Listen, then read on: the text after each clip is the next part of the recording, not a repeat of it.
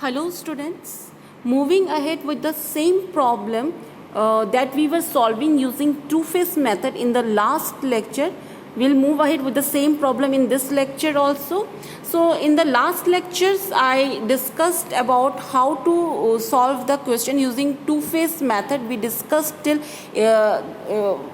how to make revised objective function, then how to make initial simplex table. Then we didn't get the optimality condition from initial simplex table, so we made iteration table 1, and from iteration table 1 also we did not get the optimality condition, so we proceeded towards the iteration table 2. And in the iteration table 2 we found the rows we found all the elements corresponding to x2 row, and we were supposed to find the elements in the x1 row. Now for finding the elements in x1 row, the same formula that I've told in this method, that it is old value minus key column value into the new values. Old value minus key column value into new values, as we have used in the previous iteration table 1 also in this method. So for x1, what are the old values? Going back to the iteration table 1, the old values are 1, 1 by 3, minus 1 by 3, 0, then minus 1 by 3, and the solution is 2 by 3. And what is the key column value? The key column value is the value corresponding to that row. So here for x1 row, for the old values of x1 row, if you draw horizontal line touching the key column, you will get 1 by 3 to be the corresponding key column value. So 1 by 3 is the key column value.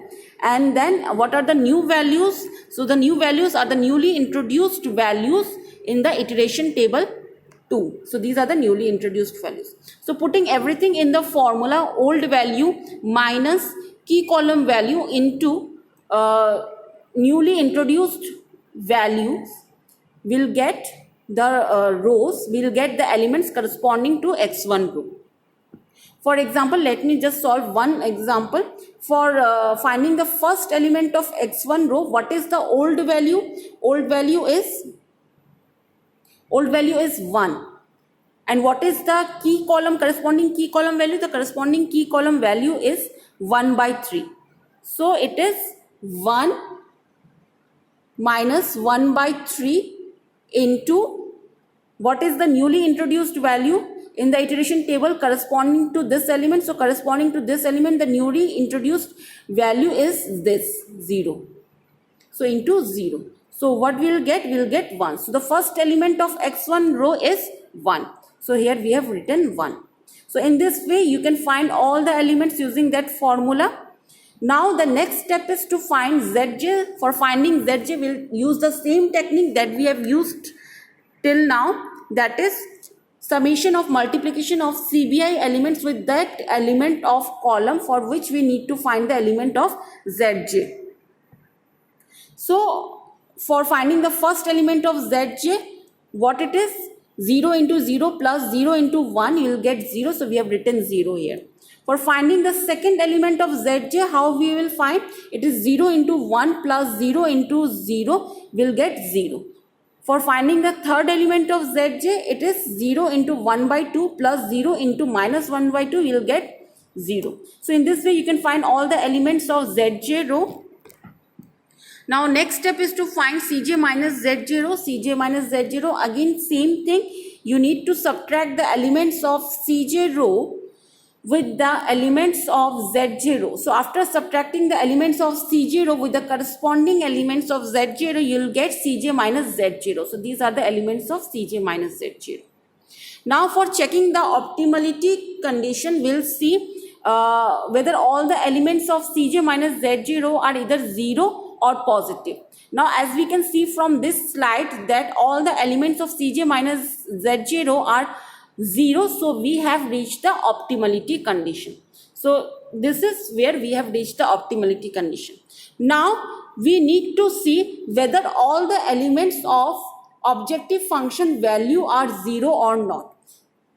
If they are 0, then we can proceed to phase 2, and if any of the element is non-zero, then we will conclude that this linear programming problem has infeasible solution.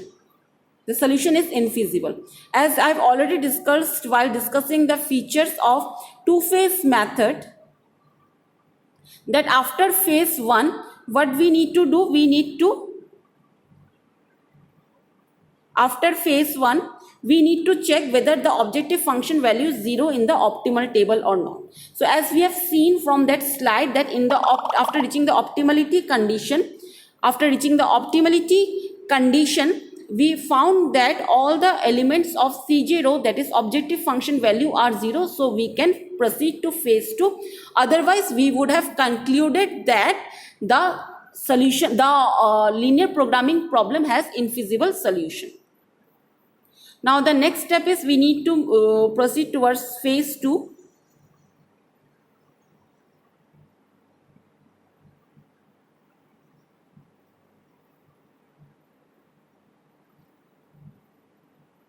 So this is for phase 2. For phase 2 also we are going to make the same table, Cj, basic variable, Cbi, solution. And in the phase 2, we'll exactly copy everything from the iteration table to, that is from the optimal table. Whatever is given in the optimal table, we'll copy everything from the optimal table in the phase 2. What is optimal table? Optimal table is that table where we have reached the optimality condition. So for this problem, iteration table 2 is the optimal table. So from this optimal table, we'll copy everything. First, we'll write all the basic variables written here. So what are the basic variables? They are x1, x2, x3, s1, s2. We'll write everything, all these variables in the phase 2 also. That is x1, x2, x3, s1, s2.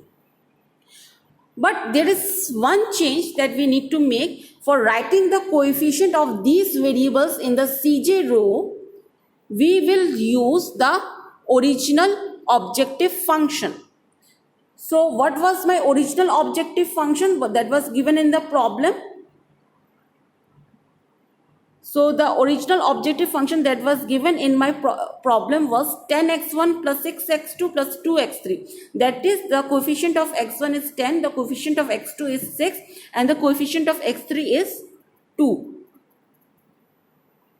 Sorry, this is the original objective function, and after introducing the surplus variables, my objective function is this: 10x1 plus 6x2 plus 2x3 plus 0s1 plus 0s2 plus a1 plus a2. So from this objective function, we'll write this is the objective function after introducing the newly introduced variables.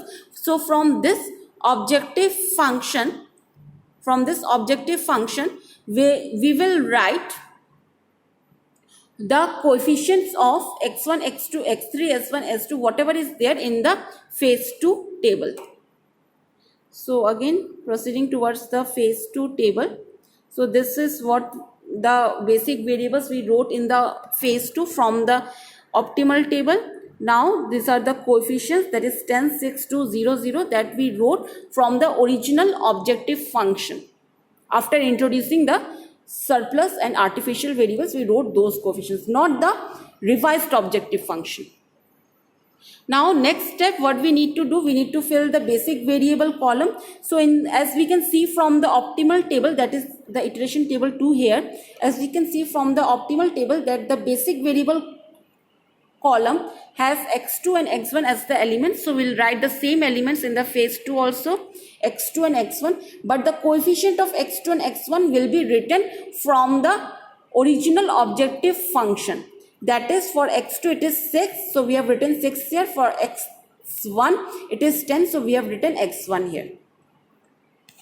And regarding we need to fill the row corresponding to x1 and x2, so we are going to write all the elements that are written in the optimal table. So for x2 row, in the optimal table for x2 row, what are the elements? 0, 1, 1 by 2, 3 by 4, minus 1 by 4, and solution is 5 by 4. So we'll write exactly copy these elements in the phase 2 also. That is 0, 1, 1 by 2, minus 3 by 4, minus 1 by 4, and 5 by 4. For writing the elements in x1 row of phase 2, we'll exactly copy the elements of x1 row in the optimal table. So what are the elements of x1 row in the optimal table? They are 1, 0, minus 1 by 2, 1 by 4, minus 1 by 4 and 1 by 4. So we'll exactly copy those elements in the phase 2 also. 1, 0, minus 1 by 2, 1 by 4, minus 1 by 4 and 1 by 4. Now the next step is to find Zj. For finding the Zj, we'll use the same technique, that is summation of multiplication of CBI column with that column for which we need to find the element of Zj. So for finding the first element of Zj, it is 6 into 0 plus 10 into 1. We'll get 10. So I have written 10 here. For finding the second element of Zj, it is 6 into 1 plus 10 into 0, which is equal to 6. So I've written 6 here. In this way, you can find all the elements of Zj.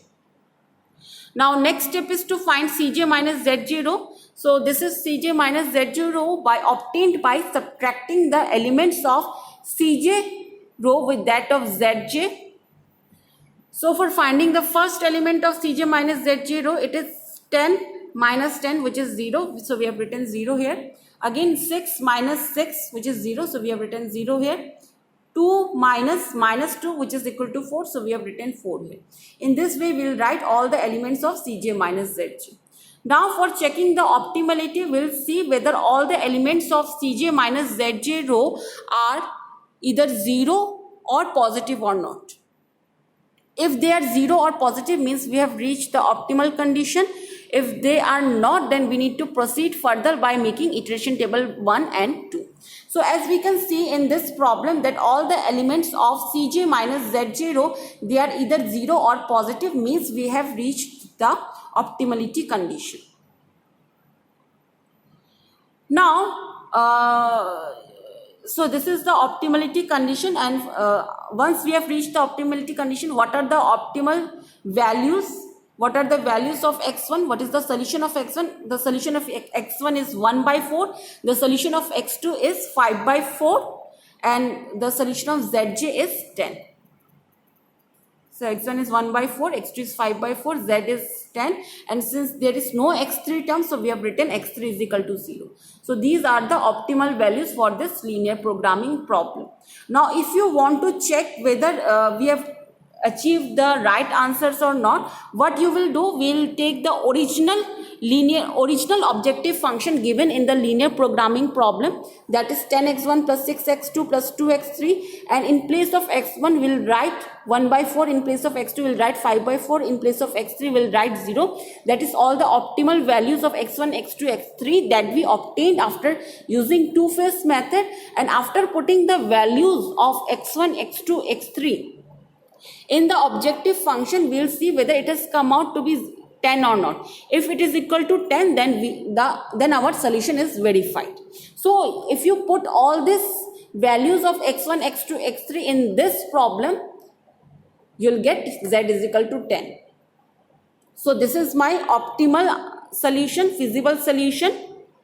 So this is how we are going to solve any linear programming problem using two-phase method. So I'm ending this class here. Hope you have understood the two-phase method.